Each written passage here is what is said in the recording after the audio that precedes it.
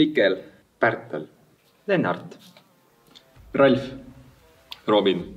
meie meeskond koosneb eelmiste aastate veteranidest, kes kõik on FLL-il osalenud. Me oleme eelnevalt mitmes erinevas meeskonnas üksteise vastu võistlenud. Meil on ka väga hea meeskond, sellepärast et meil on ka vanu liikmeid, kes aitavad kaasa mentoritena. me kasutame siit saadud kogemusi oma teaduse ja tehnoloogiaga seotud ettevõtmistes. Seega saame õpetada, motiveerida ja innustada ka nooremaid enda ümber ja leidma lõbu selle tehnoloogia ja teadusvaldkonnas. Eestis on ikkagi suur osa elektrist toodetud põlevkivist, mille reostus on märkimisväärne. Selle teema Hydrogen Horizons on just sellepärast hea.